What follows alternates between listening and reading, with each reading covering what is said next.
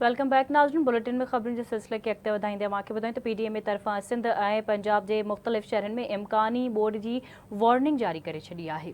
सूमर खां ख़मीस ताईं चौमासी जी बरसात जो इम्कान आहे। PDM पारां इहो चयो वियो आहे बरसातुनि सबबि मक़ामी नालनि ऐं वहिकरनि में बोड अची सघे थी, जॾहिं त शहरनि में रावलपिंडी, अटक, जैलुम, चकवाल, मंडी बहाउद्दीन, गुजरात शामिल आहिनि। बरसात ऐं हवाऊं मिटीअ जे घरनि, बिजलीअ जे पोलनि, बिलबोर्ड्स ऐं सोलर पैनल्स खे कमज़ोर करे सघनि थियूं।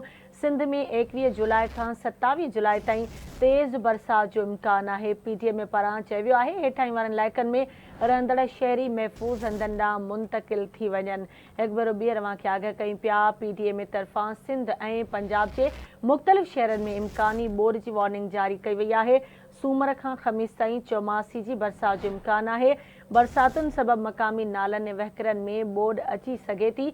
शहरनि में रावलपिंडी, अटक, जैलुम, चकवाल, मंडी बहाउद्दीन, गुजरात शामिल आहिनि, जॾहिं त बरसात ऐं हवाऊं मिटी जे घरनि, बिजली जे पोलनि, बिलबोर्ड्स ऐं सोलर पैनल्स खे कमज़ोर करे सघनि थियूं। PDM पारां चयो वियो आहे सिंध में 21 जुलाई खां 27 जुलाई ताईं तेज़ बरसात जो इम्कान आहे। तफ़सील मालूम कंदासीं आवाज़ जे रिपोर्टर शाहिद मीर सहतो खां। जी शाहिद, कहिड़ा तफ़सील हिन हवाले सां अपडेट कजो।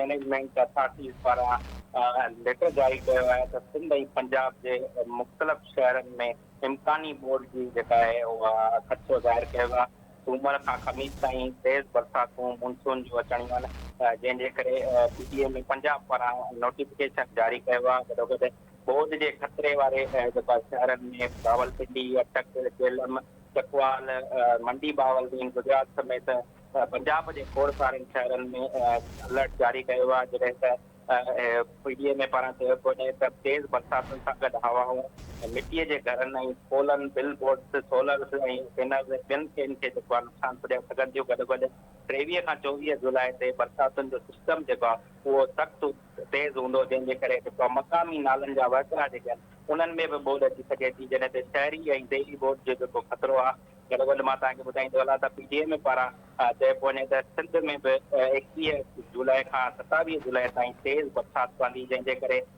जेके नॉर्मल बरसाति न हुजण जे करे, गैर मामूली बरसाति हुजण जे करे शहरनि ऐं ॻोठनि में जेका नालनि तोड़े नदियुनि में जेको शाखुनि में पाणी जेको आहे उहो वधी वेंदो, जंहिंजे करे बोड जो पिणु ख़तरो महसूसु कयो थो वञे। हिननि पारां चयो वियो आहे त आम माण्हुनि खे इहा सलाह ॾिनी वई आहे त उहे बरसातुनि दौरान अची अॾा वठनि ऐं बिल बोर्ड तोड़े बिजलीअ जे बिजलीअ जे पोलनि तोड़े सोलर पैनल्स जेके लॻल आहिनि उन्हनि खे लाहे छॾनि। गॾोगॾु हिननि पारां चयो आहे त जेके इमारतूं जहिड़े तमीर आहिनि उन्हनि खे पिणु जेको आहे जल्द तमीर कयो वञे या एहतियातनि उन्हनि खे फ़िलहालु उन्हनि जो कमु रोकियो वञे। गॾोगॾु PDM पारां इहो चयो वञे त कराची समेत सिंध जे मुख़्तलिफ़ शहरनि में बि शहरी बोड अची सघे थी, जॾहिं त ॻोठनि में जेके शाखूं आहिनि उहे उन्हनि जा जेके बंद आहिनि उहे कमज़ोर हुजण करे जेको आहे बरसाति नुक़सानु करे सघे थी। जी ठीकु आहे, मुंहिंजी महिरबानी शाहिद अपडेट करण लाइ।